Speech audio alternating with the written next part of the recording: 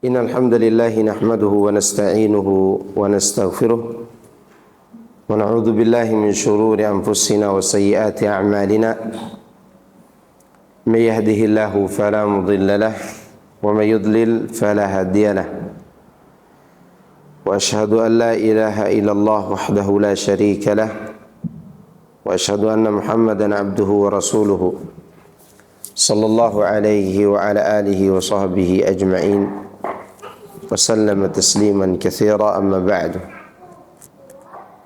يا أيها الذين آمنوا اتقوا الله حق تقاته ولا تموتن إلا وأنتم مسلمون فإن أصدق الحديث كتاب الله وخير الهدي هدي محمد صلى الله عليه وسلم شر الأمور محدثاتها فإن كل محدثة بدعة وكل بدعة ضلالة وكل ضلالة في النار.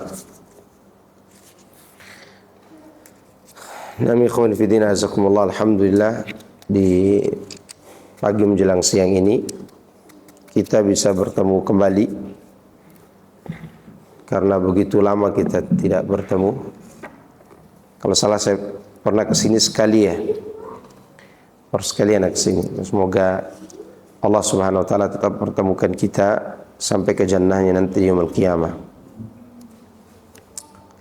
Jemaah sekalian, a'azani Allahu iyyakum. Alhamdulillah kita berada di tempat ini berkumpul untuk membahas beberapa ayat-ayat Allah dan juga hadis Nabi sallallahu alaihi wasallam yang berkaitan dengan pentingnya berpegang teguh kepada syariat agama Allah Subhanahu wa taala. Dan Allah memuji orang-orang yang menjaga agamanya di dalam Al-Quran. Demikian juga Rasulullah SAW. Di antaranya Allah berfirman, وَأُزْلِفَتِ الْجَنَّةُ لِلْمُتَّقِينَ غَيْرَ بَعِيدٍ هَذَا مَا تُوعَدُونَ لِكُلِّ أَوَّابٍ حَفِيظٍ. Dan surga itu didekatkan untuk orang-orang yang bertakwa tanpa dijauhkan. Inilah yang dijanjikan kepada kalian, yaitu bagi setiap orang yang awwab. Awwab itu orang-orang yang kembali kepada Allah dan menjaga. Itu mereka yang menjaga kemurnian tauhid, menjaga kemurnian sunnah, serta menjaga diri dari perbuatan maksiat. Maka di sini Allah mensifati orang-orang yang bertakwa dengan sifat suka menjaga, ya, itu menjaga agama Allah Azza wa Jalla, terutama yang berkaitan dengan tauhid dan sunnah Rasulullah sallallahu alaihi wasallam. Rasulullah SAW berpesan kepada Ibnu Abbas radhiyallahu anhuma. Waktu itu Ibnu Abbas masih kecil. Kata Nabi sallallahu alaihi wasallam, "Ya gulam, inni u'allimuka kalimatin." Wahai gulam, aku akan mengajarkan kepadamu beberapa kalimat. Ihfazillaha yahfazka. Ihfazillaha tajidhu tujahaka. Idza sa'alta fas'alillah wa idza ista'anta فاستعن بالله واعلم أن الأمة لو اجتمعت على أن ينفعوك بشيء لم ينفعوك إلا بشيء قد كتبه الله لك وإن اجتمعوا على أن يضروك بشيء لم يضروك إلا بشيء قد كتبه الله عليك رفعت الأقلام وجفت الصحف رواه الترمذي وقال حديث حسن صحيح. Rasulullah SAW berkata kepada Abdullah bin Abbas radhiyallahu anhuma, wahai gulam, sesungguhnya aku akan mengajarkan kepadamu beberapa kalimat. Jagalah Allah, niscaya Allah akan menjagamu. Jagalah Allah, niscaya engkau akan menemukannya di hadapanmu. apabila engkau meminta, maka mintalah kepada Allah. Dan apabila engkau memohon pertolongan, maka mohonlah pertolongan kepada Allah Subhanahu wa ta'ala. Ketahuilah bahwa sesungguhnya umat ini, seandainya mereka bersatu untuk memberi manfaat kepadamu dengan sesuatu, niscaya mereka tidak akan sanggup memberi manfaat kepadamu kecuali sesuai dengan apa yang telah Allah tetapkan untukmu. Dan sekiranya mereka bersatu untuk memudaratkanmu dengan sesuatu, mereka tidak akan mampu memudaratkanmu dengan sesuatu apapun kecuali apa yang telah Allah tetapkan akan menimpamu. Pena sudah diangkat dan lembaran telah kering. Ya. Hadis ini diriwayatkan oleh Imam Tirmidzi, dan Imam Tirmidzi berkata hadisnya hasan sahih. Wa fi riwayatin ghairi Tirmidzi, riwayatul Imam Ahmad, dalam riwayat yang lain selain riwayat Imam Tirmidzi, dan ini adalah riwayat al-Imam Ahmad. Ihfazillaha tajidhu amamaka, ta'arraf ila Allah fi ar-rakha'i ya'rifka fi syiddah, wa'lam anna ma akhta'aka lam yakun liyusibak wa ma asabaka lam yakun liyukhti'aka, wa'lam anna an-nasra ma'a as-sabri wa anna al-faraja ma'a al-karbi wa anna ma'a al-usri yusra. Jagalah Allah, niscaya engkau akan dapatinya di hadapanmu. Kenalilah Allah di saat engkau lapang, niscaya Allah akan mengenalimu di saat engkau sempit. Dan ketahuilah apa yang meleset darimu tidak akan pernah mengenaimu. Sebaliknya apa yang ditakdirkan mengenai dirimu niscaya tidak akan meleset darimu.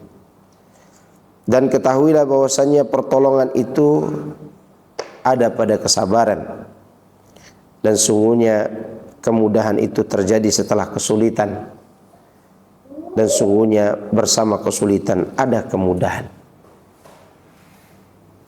Ya. Kita akan bahas hadis ini, hadis tentang menjaga Allah Subhanahu wa ta'ala. Hadis ini diriwayatkan oleh Imam Tirmidzi dan Imam Ahmad melalui jalur sahabat yang mulia Abdullah bin Abbas, seorang sahabat yang pernah didoakan oleh Nabi sallallahu alaihi wasallam dengan doa Allahumma faqihhu fid din. Ya Allah, faqihkanlah dia mengenai agama, wa 'allimhu ta'wil, dan ajarkan kepadanya ta'wil. Ada yang masuk. Ajarkan kepadanya at-ta'wil. Ta'wil artinya tafsir Al-Qur'an. Ya. Jadi Ibnu Abbas ini adalah orang yang istimewa, yang Rasulullah SAW doakan agar dia mendapatkan pemahaman agama yang benar dan juga dapat menafsirkan Al-Quran.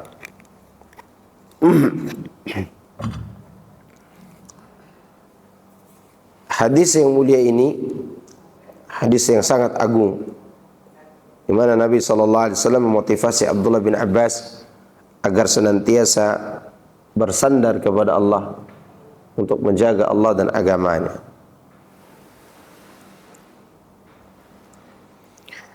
Syarah hadis ini, Rasulullah SAW di sini menggunakan kata ya gulam, ya gulam. Gulam artinya sabi, anak kecil yang umurnya sekitar 9 tahun. Dan umur 9 tahun atau sampai 10 tahun adalah umur anak-anak yang seharusnya diajarkan kebenaran, diajarkan akidah, bukan ditanya cita-cita, bukan. Bahkan kalau antum tanya ke anak antum, cita-cita antum, engkau mau jadi apa nak? Kalau dia katakan mau jadi ustadz, belum tentu dia benar. Karena berapa banyak ustadz yang tidak benar. Kalau dia bercita-cita mau menjadi hafidz Al-Quran, belum tentu juga dia benar. Karena berapa banyak penghafal Quran menjadi teroris. Jadi jangan sibukkan diri dengan menanyakan kepada anak-anak ini tentang cita-cita, kecuali cita-cita untuk bertemu dengan Allah Azza wa Jalla dengan keimanannya, atau cita-cita masuk surga. Karena setiap orang membawa naluri yang pasti tidak akan terpisah darinya. Naluri itu ada 3 naluri, tapi yang sering kita rusak yang pertama. 3 naluri yang tidak mungkin manusia berpisah dari naluri itu. Apa yang pertama? Ada yang tahu nggak? Fitrah maksudnya.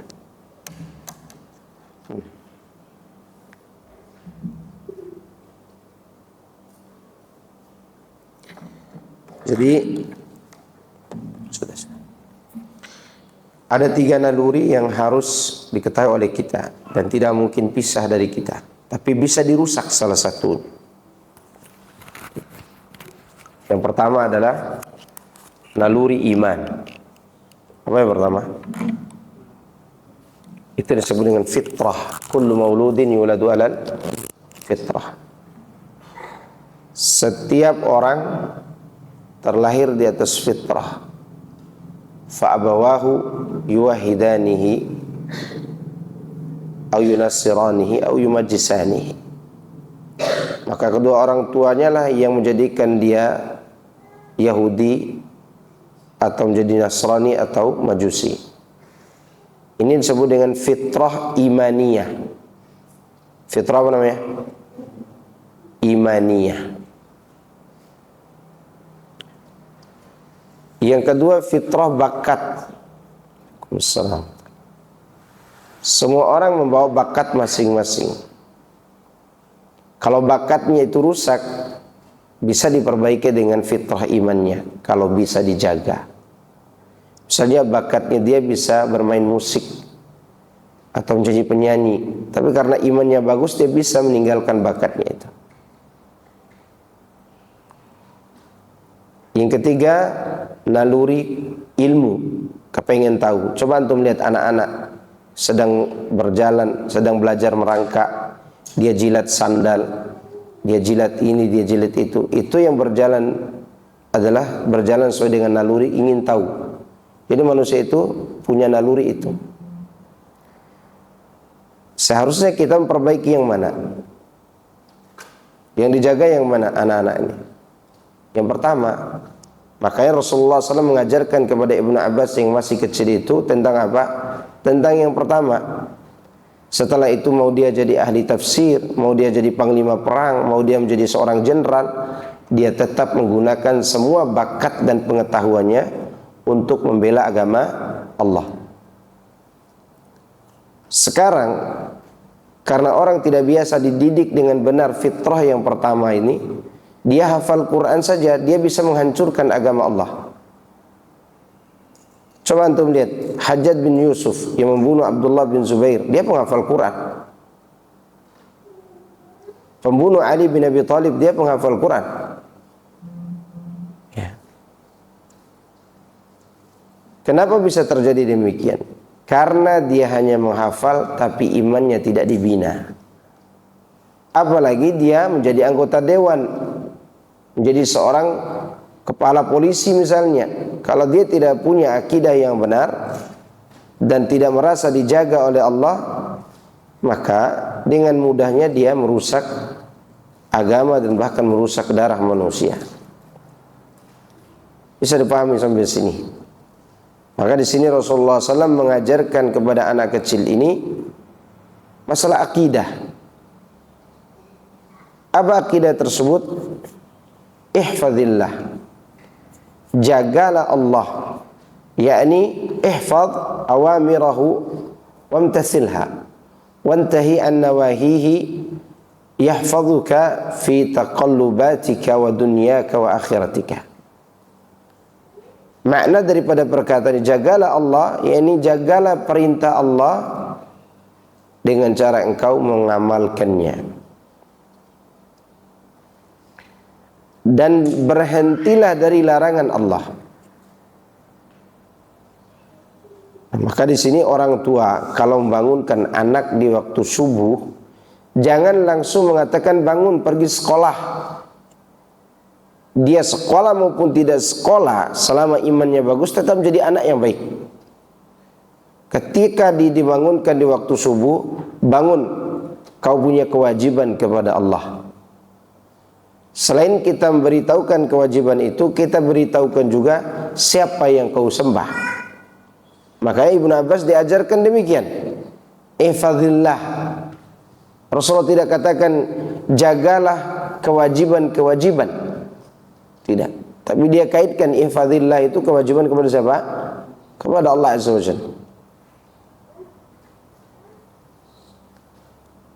Dan berhentilah dari apa yang Allah larang.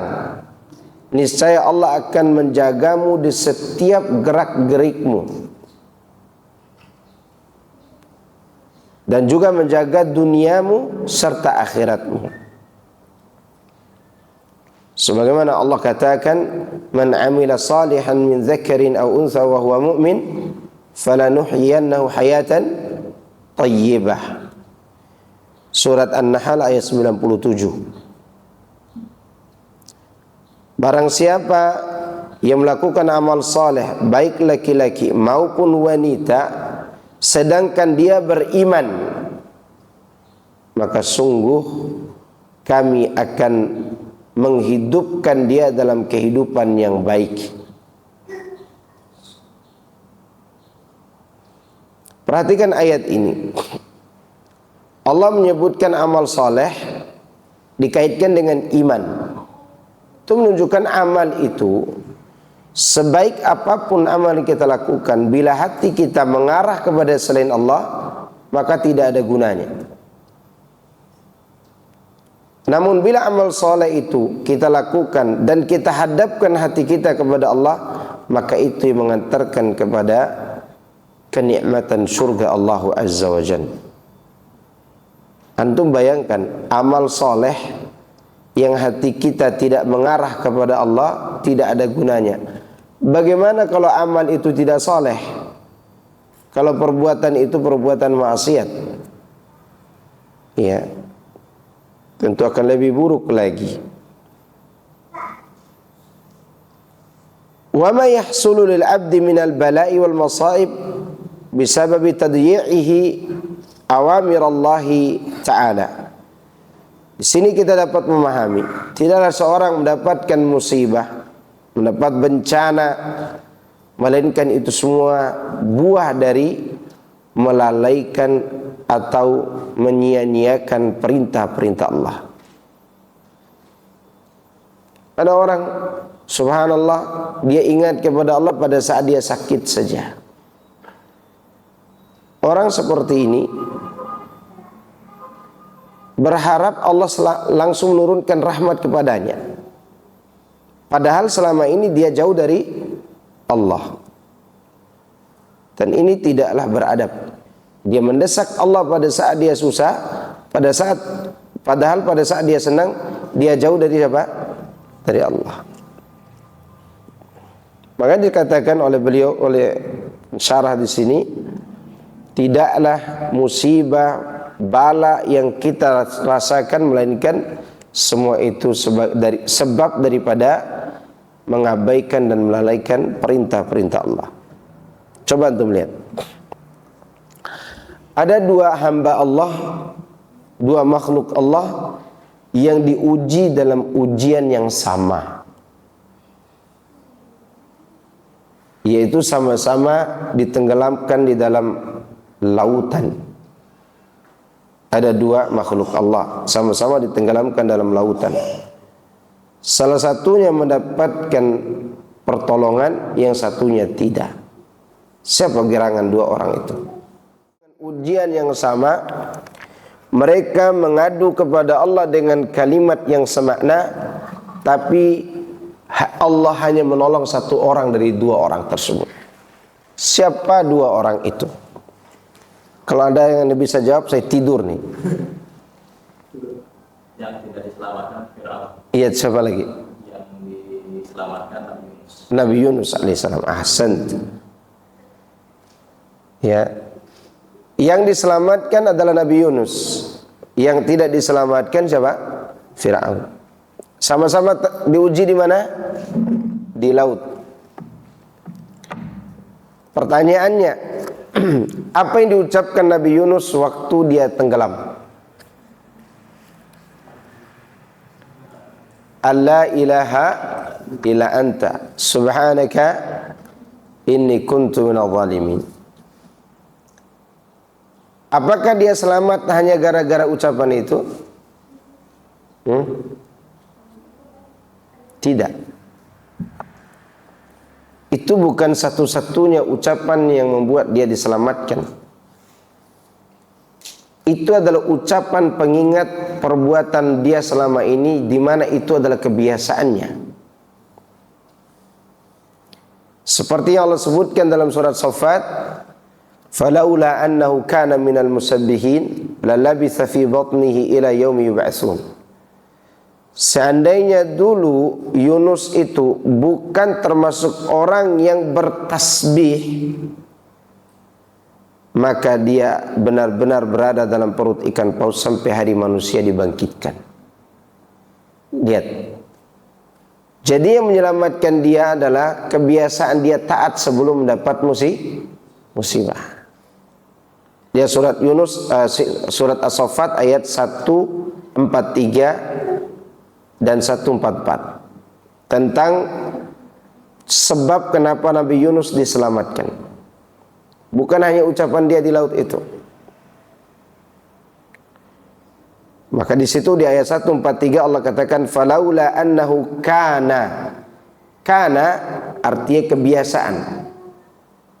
Memang sudah terbiasa dia berzikir kepada Allah seperti itu, baik lapang maupun susah. Maka dikala dia susah, Allah jaga dia. Ya. Maka jangan kita ini setelah susah kita menuntut Allah, kenapa Allah tidak kabulkan doa saya? Boleh jadi sebelum itu kita bukanlah orang yang senantiasa taat kepada Allah. Lihat kejadian menimpa Firaun di surat Yunus ayat 90 dan 91. Kata Allah, wajawazna bi bani Israil al-bahra fa'atba'ahum fir'aun wa junuduhu baghyan wa adwa. Dan kami menyelamatkan Bani Israel untuk melewati lautan. Lalu Fir'aun dan bala tentaranya mengikuti mereka dari belakang dalam keadaan marah dan menimbulkan permusuhan. Hatta idza adrakahul gharaqu, sehingga ketika Firaun ditimpa tenggelam, artinya ketika dia mau tenggelam, dia mengatakan, perhatikan ucapannya, sama dengan ucapan Nabi Yunus, hanya saja lafadznya sedikit berbeda, maknanya sama, yaitu kalimat tauhid. Qala amantu annahu la ilaha illa alladhi amanat bihi banu Israil wa ana minal muslimin. Dia mengatakan, aku beriman bahwasanya tidak ada yang berhak diibadahi dengan benar kecuali yang diimani oleh Bani Israel, dan aku termasuk orang yang berserah diri. Apa jawaban Allah setelah itu? Al-an, baru sekarang. Maksudnya baru sekarang kau beriman. Wa qad asaita qablu, sebelumnya kau biasa berbuat maksiat. Wa kunta minal mufsidin, dan engkau terbiasa menjadi golongan orang-orang yang buat kerusakan. Fokus pada kalimat yang diucapkan oleh dua makhluk ini. yaitu mengungkapkan kalimat tauhid, la ilaha illallah. Hanya saja mereka berbeda lafaz. Nabi Yunus mengucapkan la ilaha illa anta, Fir'aun mengatakan annahu la ilaha illa alladhi amanat bihi banu Israel. Maka di saat dia sempit, Allah tidak tolong, karena sebelumnya dia biasa berbuat durhaka, bahkan mengaku diri sebagai siapa? Tuhan, dan tukang pembuat rusak. Ya, tukang membuat apa? Rusak. Itulah Fir'aun.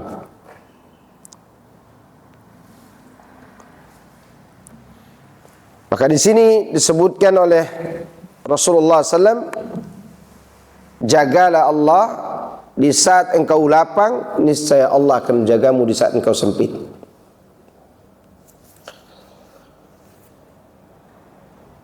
Allah menyebutkan tentang musibah yang menimpa kita gara-gara dosa yang kita lakukan, gara-gara kita tidak menjaga hubungan baik dengan Allah.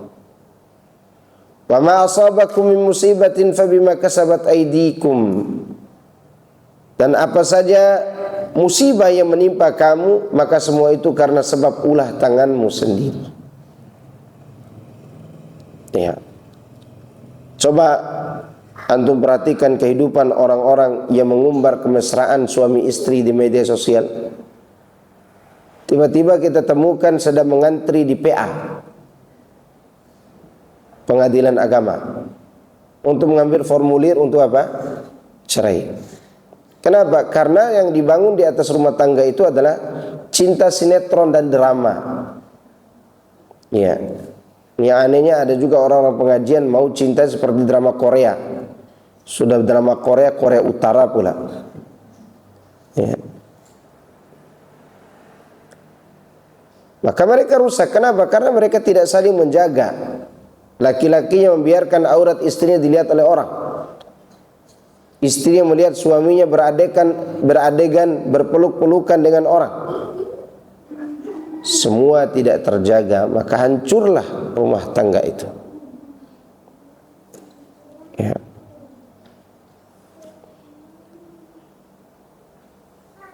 Disebutkan yahfazuka fi nafsika wa ahlika wa dunyaka wa dinika la siyama 'indal maut idzal jazaa'u min jinsil 'amal.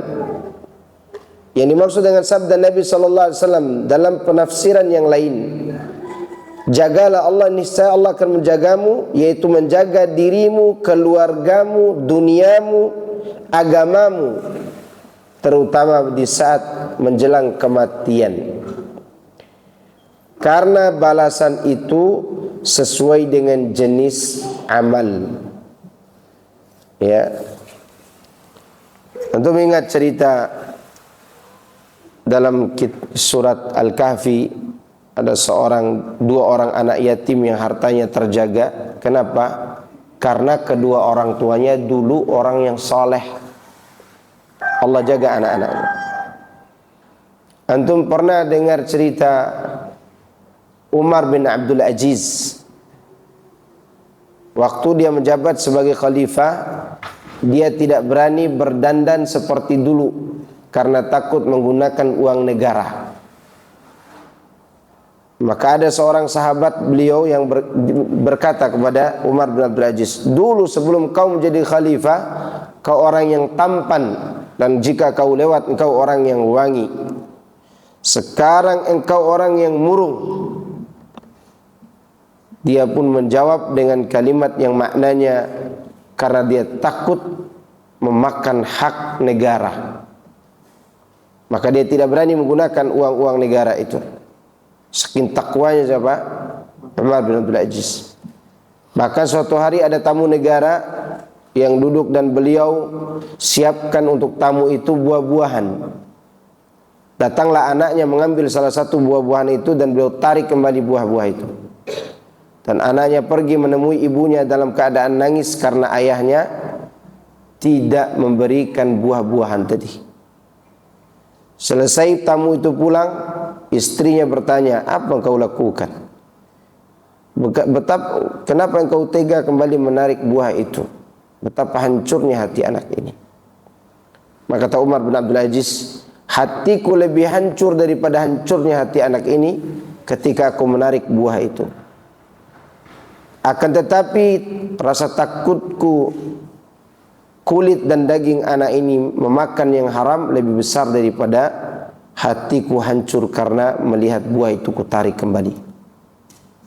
Artinya dia khawatir anaknya memakan yang haram, hak negara, buah, bukan motor ini, buah. Ya.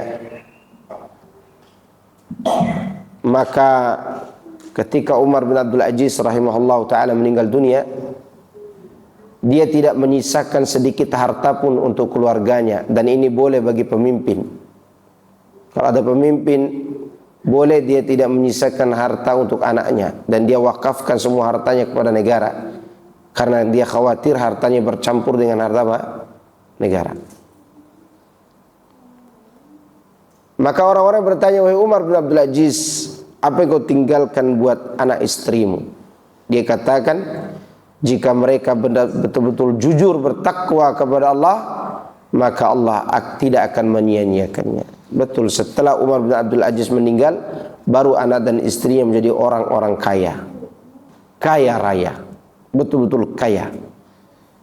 Ya, sebagai balasan dan penjagaan dari Allah atas kebaikan ayahnya. Dan itu meninggalkan keluarga dengan mewakafkan harta kepada negara hanya boleh bagi pemimpin. Tapi bagi rakyat biasa, kalau dia punya harta menjelang meninggal dunia, tidak boleh dia wasiatkan semua kepada siapapun. Ya, kecuali 1/3 saja boleh. Karena hartanya itu harus diwariskan oleh keluarganya. Tapi bagi pemimpin itu boleh ketika dia takut hartanya bercampur dengan harta negara. Maka lihat bagaimana Allah menjaga keluarganya Umar bin Abdul Aziz. Maka kalau kita gelisah hari ini, nanti kalau saya mati apa yang akan dimakan oleh anak-anak saya dan istri saya, maka ingatlah, jika kita menjaga perintah Allah dan menjauhi larangannya, Allah sendiri akan menjaganya. Ya, Allah sendiri yang akan menjaga mereka, karena mereka adalah hamba Allah. Baik, kita kembali kepada hadis tadi. Ihfazillah tajidhu tujahaka. Selanjutnya Nabi mengatakan, jagalah Allah, niscaya kau dapati Allah di hadapanmu.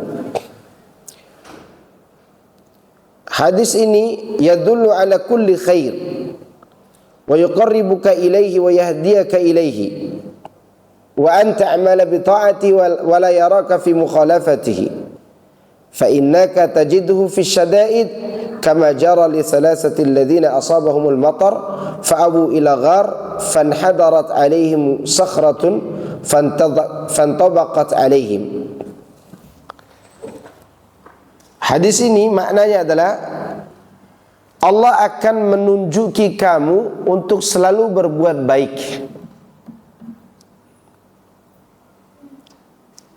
Dan Allah akan mendekatkan kamu kepada kebaikan itu. Dan menunjuki kamu kepadanya. Dan engkau akan melakukan ketaatan kepada Allah.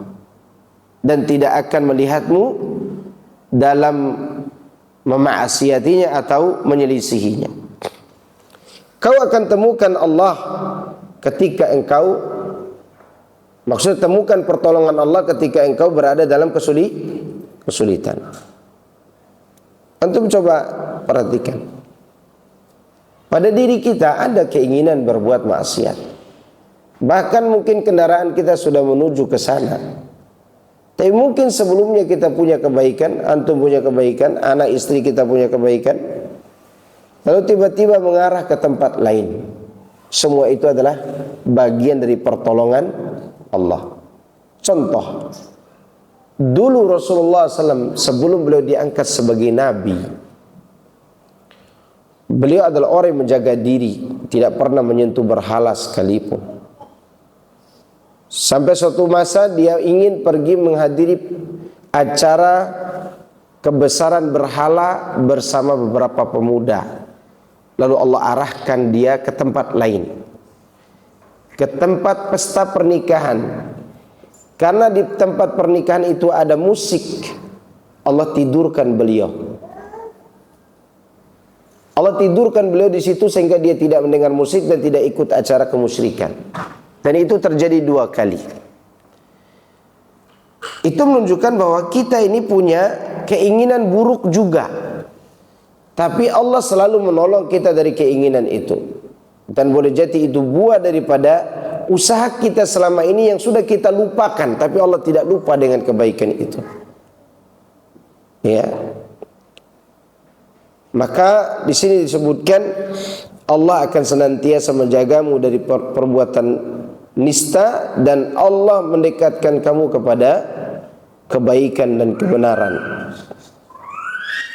Dan engkau akan mendapati Allah ketika engkau sempit. Seperti yang diceritakan 3 orang yang terperangkap di dalam gua. Masih ingat ke cerita itu? Imam Nawawi membawakan hadis itu di kitab Riyadhus Shalihin di bab tentang niat. Kalau salah hadis nomor 12 di Riyadhus Shalihin itu. Cerita tentang 3 orang yang berangkat kemudian mereka terperangkap dalam gua. Intalaqa man kana thalath nafarin man kana qablakum ila al-ghar. Ada 3 orang sebelum kalian pernah pergi berkelana, bersafar. Lalu mereka bernaung di dalam gua. Karena hujan deras, batu jatuh dari atas dan menutupi mulut gua. Kan itu ceritanya. Salah satu dari mereka berkata, Allahumma innahu kana li abawani shaykhani kabirani. Ya Allah, dulu aku punya kedua orang tua yang sudah tua renta. Aku selalu memberikan air susu kepada keduanya sebelum yang lain. Sampai suatu waktu aku mengembalakan kambing.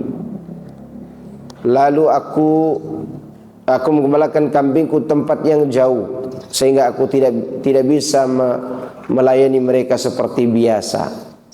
Keduanya tertidur, aku pulang tetap memerah susu kambing itu. Aku tunggu keduanya terbangun. Lalu sedangkan anak istriku merengek-rengek minta susu di kakiku. Maka keduanya bangun dan kuberikan susu itu. Maka keduanya minum. Kemudian dia berkata kepada Allah, Allahumma in kuntu fa'altu dzalika ibtigha'a wajhika fafruj anna ma nahnu fi min hadhihi sakhra.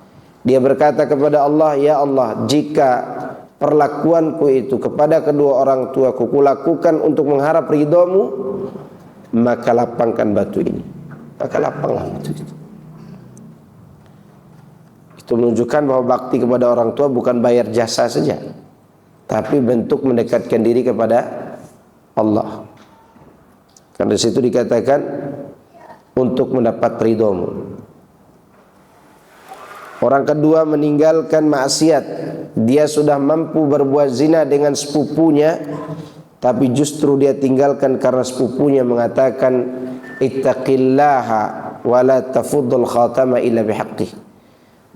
Wahai hamba Allah, bertakwa kepada Allah, jangan kau rusak cincin kecuali dengan haknya. Maksudnya jangan ambil perawanku kecuali dengan melalui jalan pernikahan. Dia pun meninggalkan orang yang dicintainya itu beserta 120 dinar. Tahu 120 dinar berapa banyaknya? 20 dinar aja sudah sejumlah 80 gram emas. 20 dinar. Berarti 100 dinar sama dengan 420 gram. Ya. Berarti 304 gram emas yang ditinggalkannya. Banyak apa dikit tuh? Dikit lah bagi orang kaya. Tapi itu banyak. Ya, sekarang kalau emas harga 1.350.000 sudah berapa ratus juta itu. Dia tinggalkan. Lalu dia katakan sama seperti orang pertama. Jika aku melakukannya untuk mengharap ridhamu ya Allah, lapangkan batunya. Maka lapang. Yang ketiga mengatakan dia seorang mandor, menunaikan amanah gaji anak buahnya. Sampai ada anak buahnya meninggalkan gajinya lalu gaji anak buahnya dia kembangkan menjadi onta, sapi dan kambing serta budak-budak pengembala dan kekayaan yang banyak, lalu dia kembalikan secara utuh. Selanjutnya Nabi mengatakan, idza sa'alta ay aradta an tas'ala syai'an fas'alillaha. Jika kau ingin memohon, meminta sesuatu, maka mintalah kepada Allah. Dan ini yang kurang kita lakukan. Kita ini selalu susah, berkeluh kesah, tapi jarang hati kita terikat dengan Allah Azza wa Jalla. Ya. Bahkan kita ini susah karena orang lain punya. Paham enggak? Kita lihat tetangga kita sudah beli motor baru, kita yang susah. Coba antum minta kepada Allah. Minta baik-baik kepada Allah. Allah akan berikan. Ya. Dan setiap doa kita ini tidak ada yang ditolak. Ingat tuh. Setiap doa kita tidak ada yang ditolak. Kecuali doa yang mengandung maksiat dan ada penghalangnya, atau doa yang mengandung pemutus silaturahmi. Semua doa kita dijawab oleh Allah dengan jawaban yang terserah Allah. Kadang dia memberikan sesuai dengan permintaan, kadang dia memberikan dengan cara menjauhkan musibah yang seukuran dengan permintaan kita, atau dia menabungnya di surga. Atau dengan cara keempat, yaitu dia masih senang mendengar suara rintihan kita. Dia tidak kabulkan karena dia senang dengan suara rintihan kita. Maka Rasulullah SAW sangat senang mengucapkan, Allahumma rabbana atina fid dunya hasanah wa fil akhirati hasanah wa qina adzabannar. Itu diulangi oleh Nabi. Imam Bukhari mengatakan dari perbuatan Nabi tersebut, innallaha yuhibbul munihina fid du'a. Sungguhnya Allah suka orang yang mengulang-ulangi rintihan permintaannya. Kita ini tidak. Kita itu terlalu tergesa-gesa. Nanti juga tidak dikabulkan doa saya. Saya sudah minta 100.000 kali Ustaz. Minta apa? Nikah sama anak tetangga, tapi tidak nikah-nikah. Ditanya tetangga antum punya anak perempuan enggak? Enggak tahu. Jangan-jangan anak laki-laki semua tetangga antum. Maka meminta kepada Allah yang baik, niscaya Allah akan mengabulkan doa kita. Dan jangan juga doa itu terlalu detail yang terlalu dirinci. Ya Allah, saya mau nikah sama anak Raja Salman. Antum tahu baiknya apa anak Raja Salman kalau begitu? Ya, tidak perlu, mintalah Rabbana hablana min azwajina wa dhurriyyatina qurrata a'yun. Insya Allah akan berikan yang terbaik. Allah akan pilihkan yang terbaik. Iya. Karena permintaan itu serahkan kepada Allah jawabannya. Jangan serahkan sesuai dengan keinginan kita. Karena Allah mengabulkan doa kita. Kalau kita ini orang baik, Dia akan mengabulkan sesuai dengan kebutuhan, bukan sesuai dengan keinginan. Faham nggak ini? Karena keinginan kita ini tidak terbatas. Ada seorang ingin bergaya hidup, ya Allah, aku ingin punya mobil Lamborghini. Lamborghini ya. Aku ingin memiliki mobil Mercy.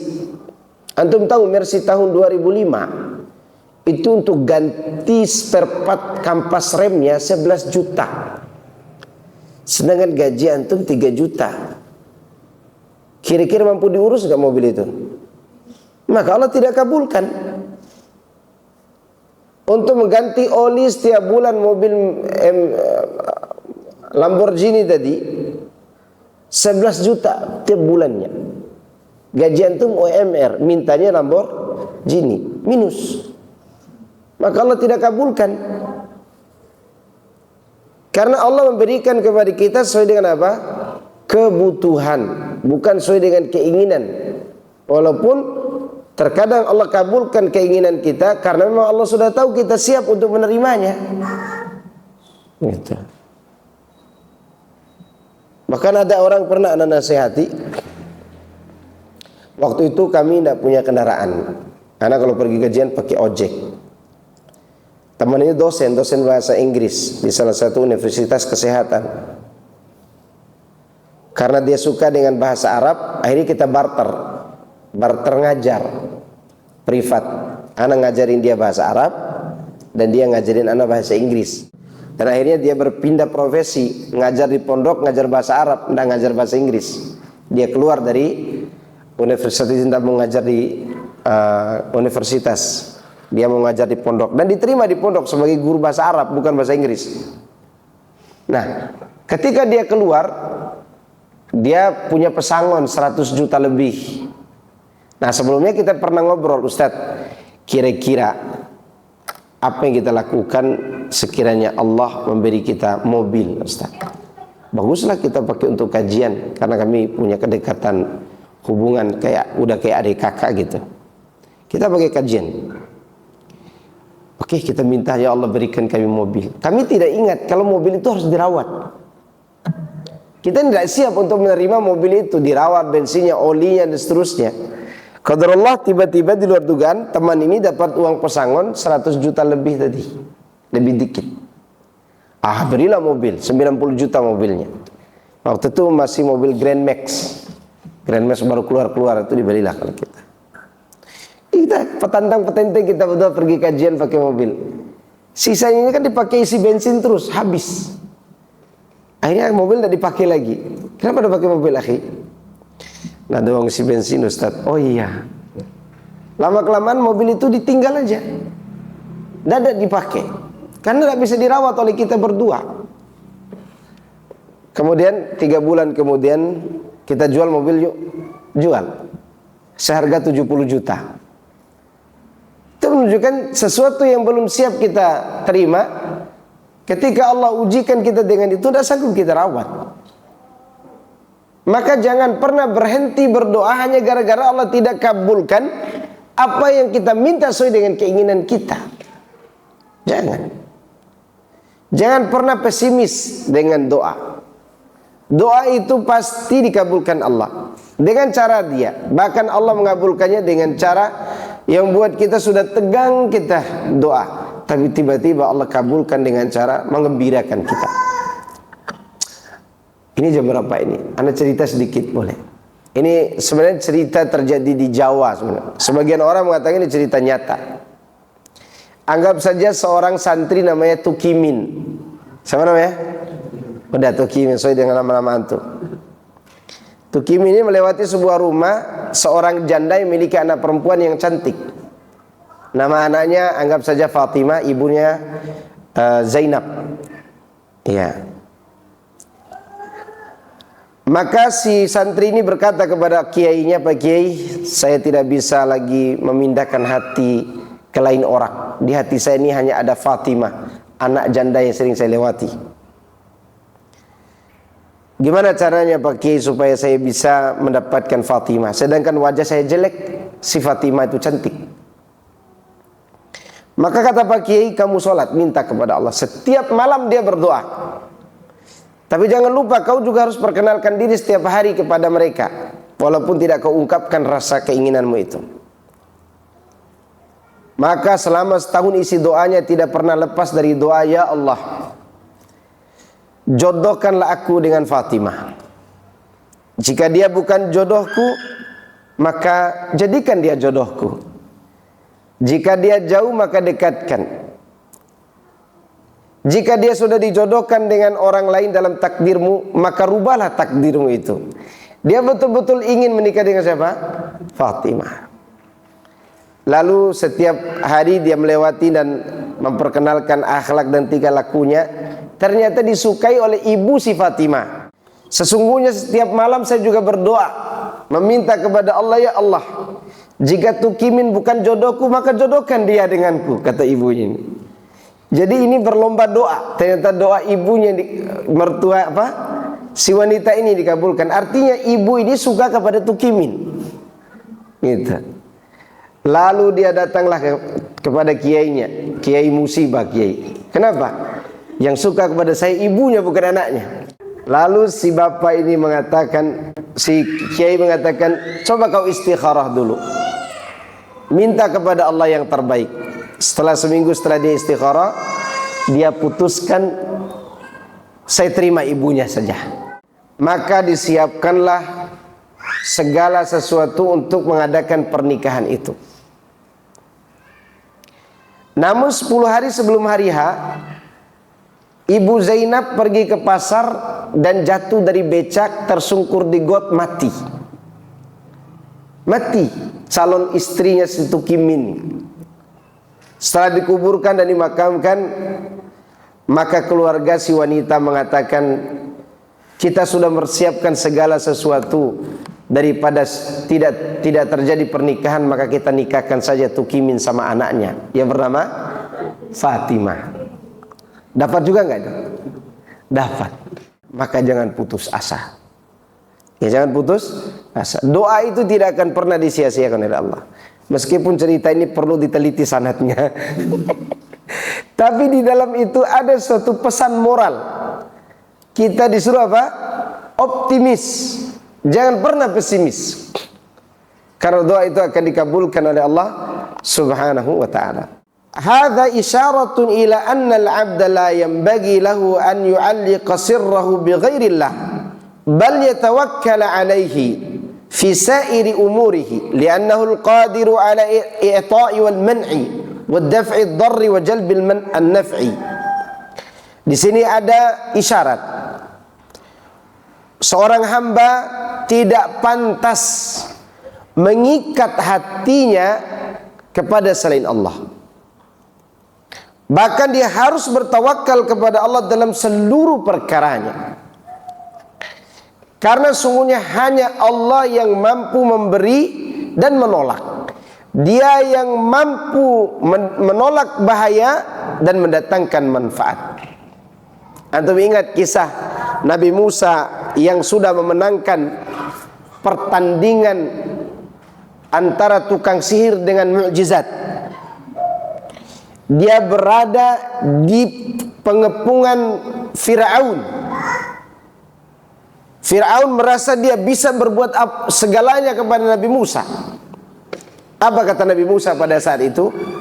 Fasatadhkuruna ma aqulu lakum wa ufawwidu amri ila Allah, innallaha basirun bil ibad.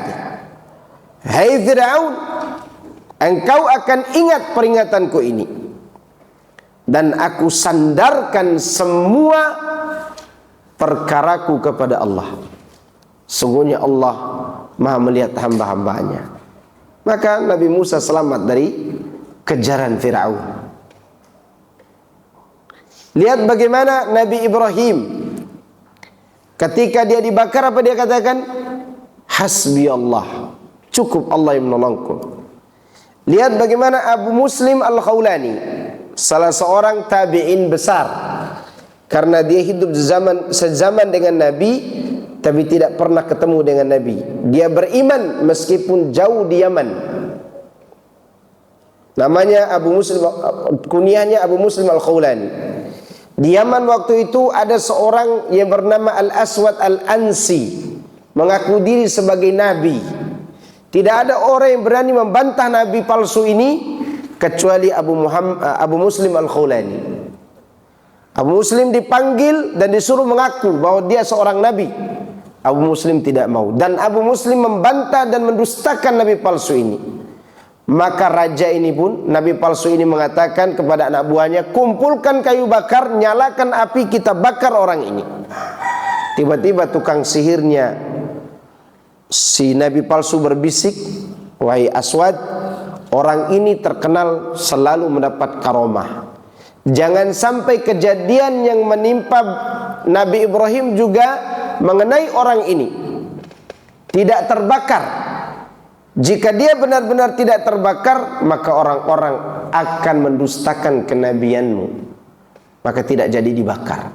Apa rahasianya waktu itu? Dia sandarkan semua urusannya kepada siapa? Kepada Allah. Kita ini terlalu banyak fasilitas, maka kita melihat di sinilah tempat kita bersandar. Di sanalah kita melihat tempat kita bersandar. Bahkan ada orang menyandarkan kehidupannya kepada TikTok. Ya enggak? Cara cari rezeki yang bagus, joget-joget di TikTok nih. Sehingga muncullah ibu-ibu yang goyangan mautnya di TikTok. Karena dia kira itu adalah cara mencari rezeki. Tidak, ikhwan. Hati ini kalau bersandar kepada Allah, dia akan menikmati yang sederhana.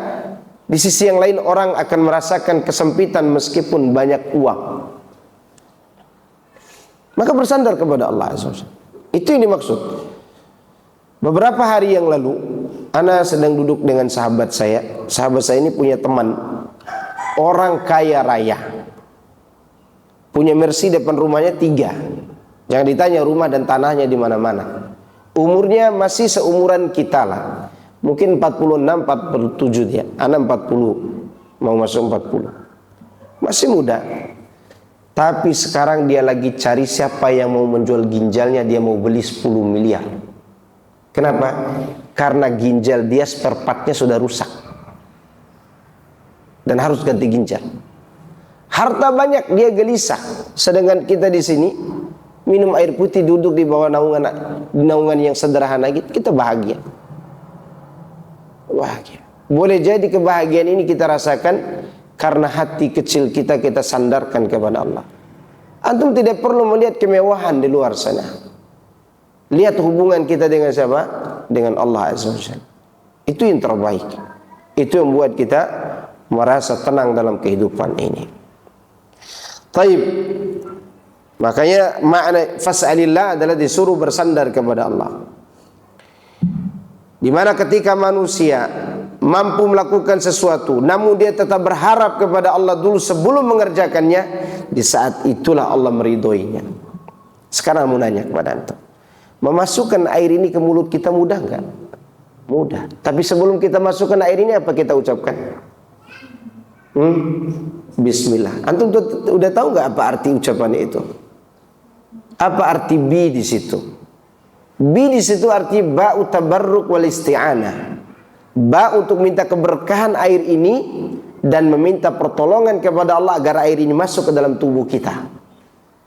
Hal sepele, tapi kita diperintahkan meminta pertolongan dan minta keberkahan melalui apa?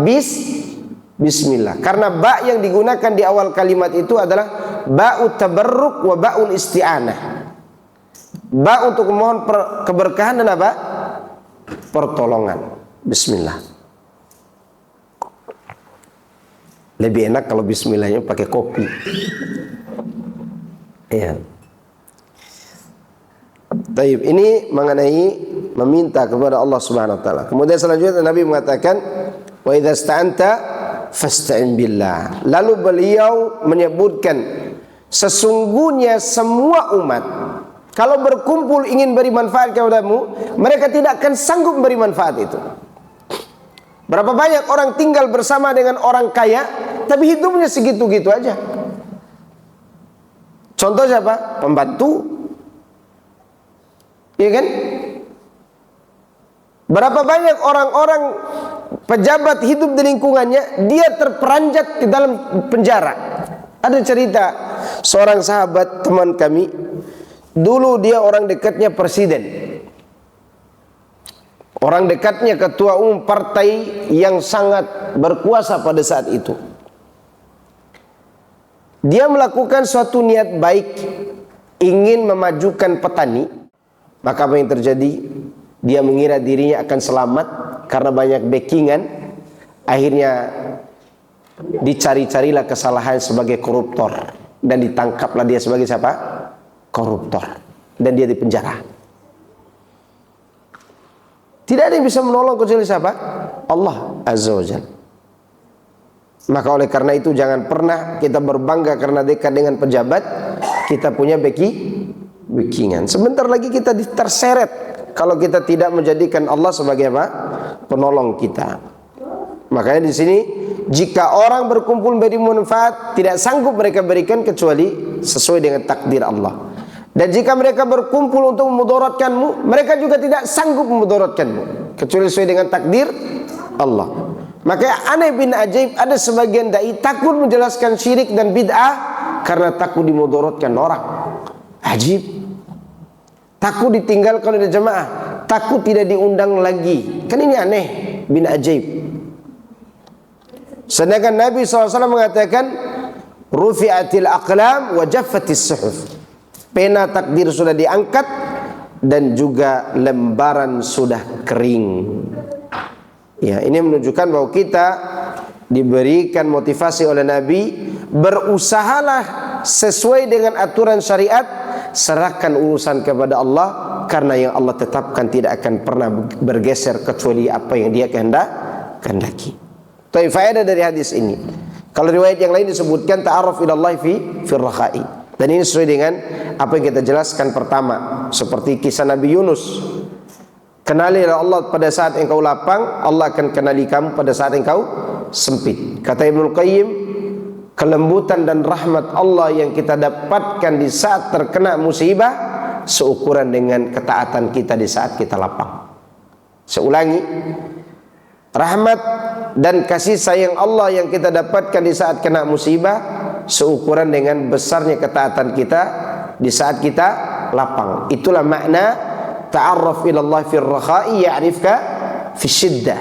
Kenalilah Allah di saat engkau lapang, niscaya Allah akan kenali kamu pada saat engkau sempit. Tapi terakhir, faedah dari hadis ini. Faedah dari hadis yang mulia ini. Sampai jam 10:30 kah? Ya. Yang pertama, sesuai dengan awal hadis di mana Ibnu Abbas digonceng oleh Nabi di atas keledai atau di atas kendaraan. Poin pertama, boleh menggonceng anak-anak di atas kendaraan, tapi sesuaikan dengan kemampuan binatang itu. Sekarang bukan gonceng pakai binatang, pakai motor. Ini motor beat tapi goncengannya 4. Sudah begitu berat semua lagi 4-4-nya. Yang kedua, orang yang menjaga perintah Allah atau syariat Allah, Allah akan jaga dunia akhiratnya. Allah akan menjaga dunia akhiratnya.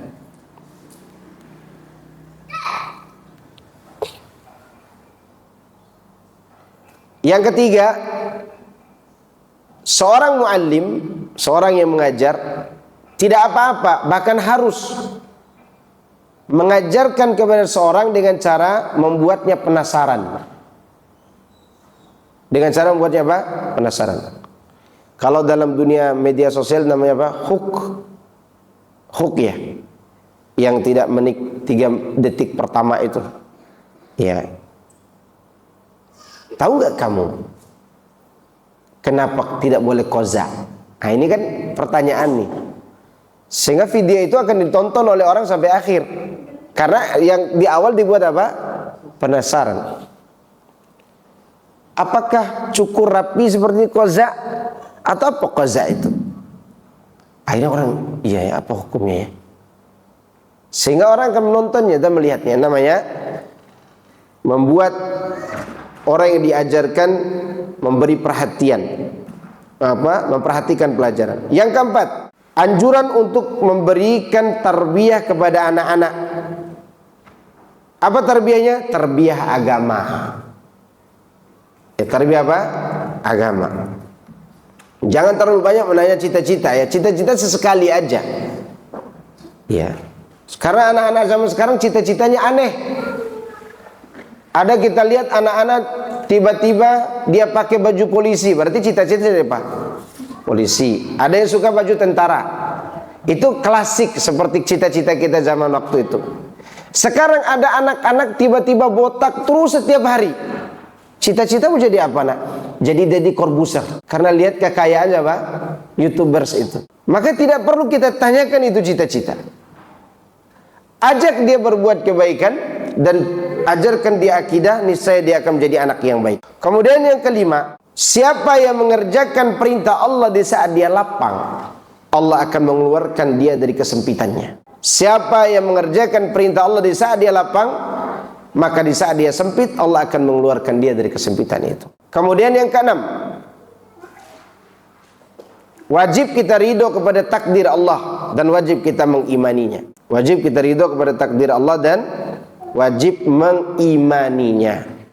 Yang ketujuh, setelah kesulitan pasti ada kelapangan. Setelah kesempitan atau kesulitan pasti ada kelapangan. Dan bahkan pada kesulitan itu ada kemudahan. Bedakan dua hal ya, dua hal ini. Setelah kesulitan ada kelapangan. Iya, pasti. Bersama dengan kesulitan itu ada kemudahan. Itu harus kita ingat selalu. Maksudnya ada kemaslahatan dan di dalam kesulitan itu. Contoh, bagaimana cara Allah memuliakan Nabi Adam alaihissalam. Nabi Adam alaihissalam dimuliakan oleh Allah dengan cara apa? Dihempaskan ke bumi. Waktu itu malaikat berkata begini, sebelum Nabi Adam diciptakan dan diajarkan nama-nama benda. Allah Maha Kuasa atas segala sesuatu, tapi Allah tidak akan menciptakan makhluk yang lebih mulia dari kita. Di luar pengetahuan malaikat, Allah ciptakan Adam dan mengetahui pengetahuan. Maka malaikat mengaku bahwa Allah Maha tahu segala-galanya, siapa yang lebih mulia. Begitu Nabi Adam berbuat maksiat, malaikat berkata sudah dicabut kemuliaan itu. Malaikat mengira kemuliaan Nabi Adam sudah dicabut karena dia berbuat salah. Tapi malaikat tidak tahu bahwa Nabi Adam diberikan kemuliaan yang lebih mulia dari jannah, yang pernah dia rasakan di surga pada saat pertama kali masuk. Apa itu? Ketika dia berbuat dosa, Allah ajarkan kemuliaan bertaubat.